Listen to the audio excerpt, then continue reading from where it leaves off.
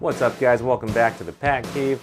Today is part 2 of my DIY Lost Boys Marko Jacket, so go ahead and stick around and we're going to dive into that right after this.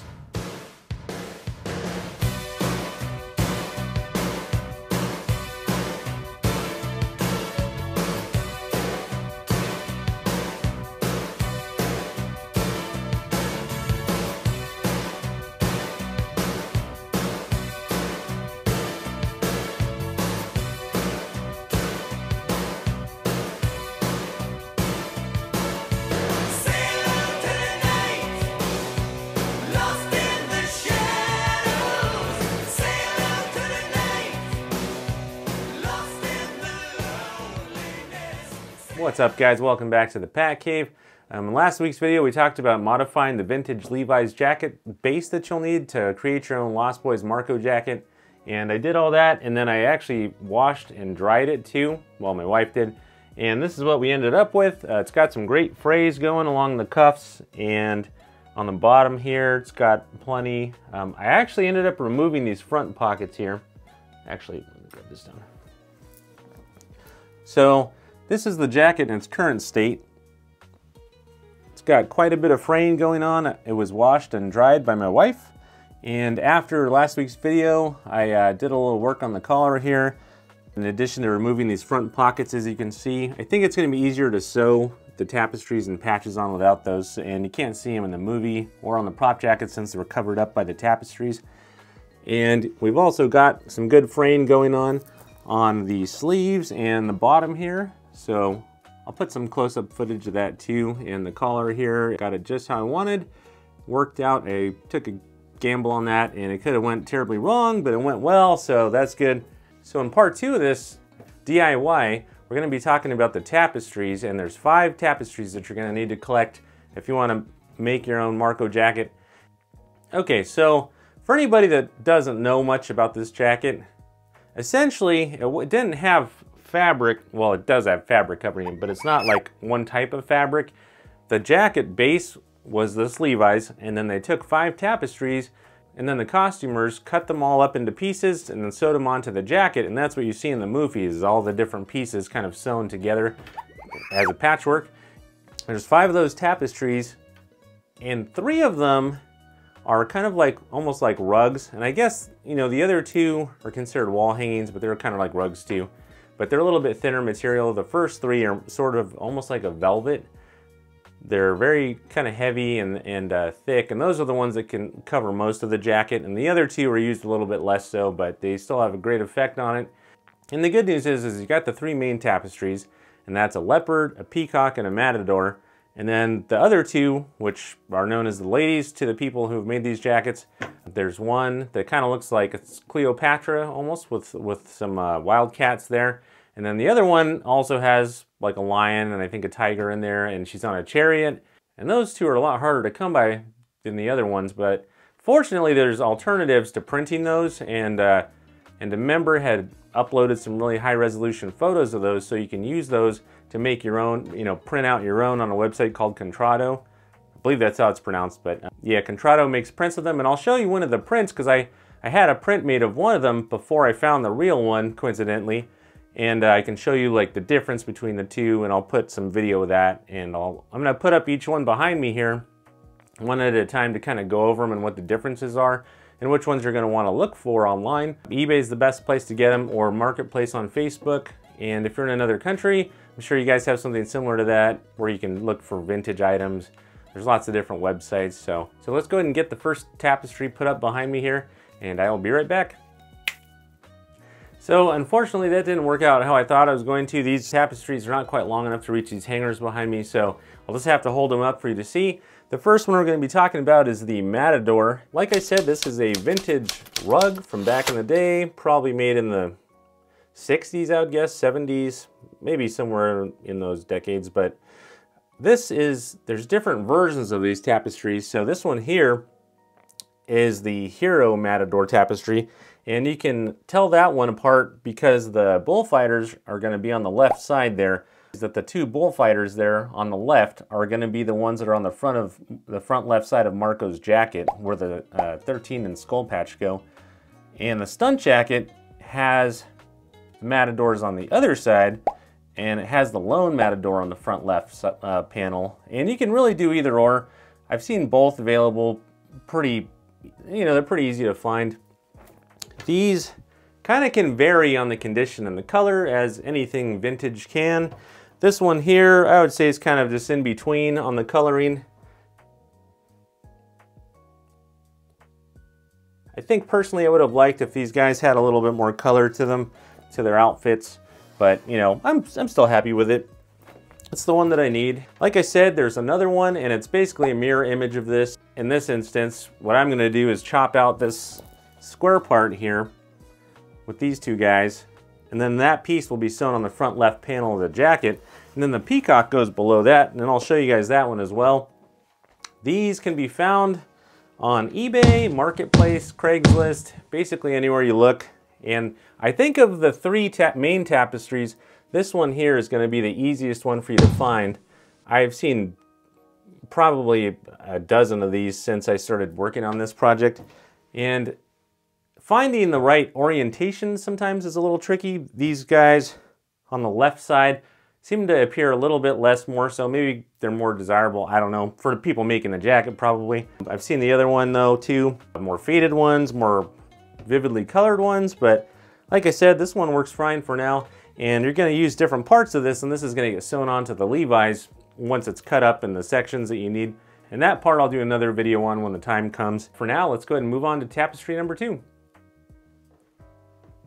All right, so I'm here with tapestry 2. This one is known as the leopard. This is probably my favorite of the three, just because I love the way it looks, the colors, really cool looking. Now this one is a little bit harder to find than the Matadors, and this is the only one of the three that always faces the same direction. So you're always going to want the leopard's head to be on the right. I'm trying to figure out how to say that on camera because everything's backwards. You're going to want the leopard's head on the right. So these ones also come in quite a few different variations. A few details about the leopard, but there are quite a few different versions of this that I've seen.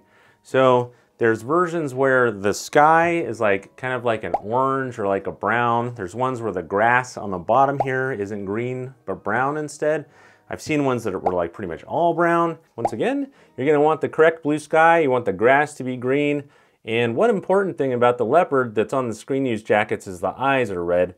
This one has super red eyes, as you can see by the video. And this one's probably my favorite. I love like the leopard print that's on the right sleeve. One cool thing is that the leopard's face on this one is what's used on the other side of the chest. So that's gonna go over on this side right here on the jacket. That gets sewn on his face, and then probably about half of his body, I wanna say. And then the tail and the rear end part goes on the right sleeve. And like I said, if you need to know where to cut, Member has posted some really good guidelines on how to do that. I'll post a link below to the page for that. And let's go ahead and move on to tapestry number 3. Yeah, okay, so tapestry number 3 is known as the peacock. And from what I understand, the peacock is the hardest to find of the 3 main tapestries. I'm not really sure why. I don't know if there was less of them out there, but there is an alternate peacock that has a blue sky, and you don't want that one, obviously. Although, one thing I didn't specify earlier is that you can really use any tapestry you want. This isn't like you have to do it this way or this way. This is just the way that I'm doing it. People are welcome to make any version of the jacket they like. I've seen some cool replicas of Marko jackets that don't look anything like the originals, but they have like their own personal touch, which is cool. It's something unique. I'm trying to like replicate as closely as I can to the, the ones worn on film or made for production in this instance. I don't feel pressure if you can't find something, because, a lot of these items are really hard to find nowadays, especially in the right colors or the right orientations. And you don't want to stress yourself out worrying about it. I've been stressing myself out trying to find all the patches. There's 25, I think I've got like 16, 17 of them, but I'm still missing 8 or 9. So on to the third tapestry. So there's 2 different ways you can find the peacock. One of them is going to have it on the left side. That's the other one from this one. This is the right side peacock. This is known as the hero peacock. It's got really great rich color, and kind of a funny story, but I had found one of these for really inexpensive on marketplace, and the gentleman who was selling it to me, the deal fell through. He's having some personal problems. So a generous RPF member actually sold this to me, and it just got here today. Took a little bit, but I'm super happy with it. The color is really vibrant. The red's really red, and it's gonna look great, I think. The peacock, you're gonna want the peacock to be on the right side for the hero jacket, and I believe the stunt jacket, it's gonna be the other way around, so you'll have the peacock on the left side of the jacket. If you wanna use a blue sky, use a blue sky. There's no rules against any of this. This is just how I'm doing it, so I'm telling you how I'm doing it, but there's really no rule. If you want to change something, do it differently, by all means, do that. Yeah, the peacock seems to be the hardest to find. If it hadn't been for that member, I probably still wouldn't have found one. I've checked quite a bit, and there's a few lookalikes that are other tapestries like this, but I haven't seen any, you know, for sale in the correct orientation. I found a bunch of blue ones. The red ones seem to be pretty hard to come by those. Anyways, I think that about does it for the peacock in the 3 main tapestries. So we're gonna go ahead and take a look at the ladies now. The ladies are the final 2 tapestries. I only own 1 of those, so I'm gonna go ahead and bring that up next. Let's go ahead and take a look at her. All right, so here we are, tapestry number 4. This one's known as the Chariot Lady, to me at least. I don't know what the actual name is of this tapestry when it was originally sold. I believe these were made by a company called Havati, or Havati. No, that doesn't sound right. Havati, I think it is. This one is probably the second to hardest to find from what I've been told. It's a lot bigger too, as you probably can see. It's got the red sky. So this piece here with the lady is gonna get cut out, and then that's gonna go on the top right side of the jacket. It gets sewn above where the leopard's at. The leopard goes below that, and there's a bunch of patches that get sewn to that. And this top border piece, which goes all the way around this, which is pretty big, that's going to be sewn onto the back of the collar. And on the hero jacket, from the photos I have, I believe it's this top right section, because it has a little bit of this blue you can see, and a little sliver of red here. But this one is a lot harder to find. I know there's a lot of people that have been searching for it for quite a while and haven't been able to find it. Kind of a funny story, but I always looked for patches, and back when I was looking for the tapestries too, I was trying to find this. I think I was trying to find the leopard tapestry, is what it was. And I happened to search on eBay, like, I think I looked at vintage leopard tapestry, and this one just happened to pop up there. And at first I was a little confused. I'm like, oh, that's weird. Then I noticed it was the original, and it was listed for $20, which is crazy because I know these can go for hundreds online. And this one I had just made the offer a seller, and it was right about bedtime, so I'm assuming nobody else made them an offer in that time and they didn't know what it was worth, which worked out for me. And I'm actually going to take this opportunity to show you something else. So let me go ahead and grab it. I'll be right back. So here's a quick glimpse at the print from Contrado versus the original. It looks really, really nice. The detail on it's sharp. The face is slightly different just because his tapestry, his original ones had a different face, but as you can see, the sky is not quite as red. It's almost a little more washed out. Other than that, it looks really good. I think maybe that could be fixed with a little Photoshop magic, but definitely not bad for the cost. For somebody that just needs a little, you know, you only need this section here for the jacket. So when you think about it, this whole thing is kind of just going to go to waste because you really only need the collar pieces, which are along the edge here. They run the length of the edge, and then this main body here. Okay, so I went and grabbed this. What we have here is what I had ordered before I found the actual product behind me here, the vintage one. Let me hold that a little closer. So this is printed on a website called Contrado, and an RPF member found that and took these HD pictures of the original tapestry that he owned. Basically, you take the measurements, upload them to the website, and it prints out a HD version of it. And this material is very similar to this. It has the same kind of feel, like a really trim velvet. So there we go, tapestry number 4, and on to the last tapestry, number 5, which is... Okay, so here we are with tapestry number 5. This is the one we call Cleo.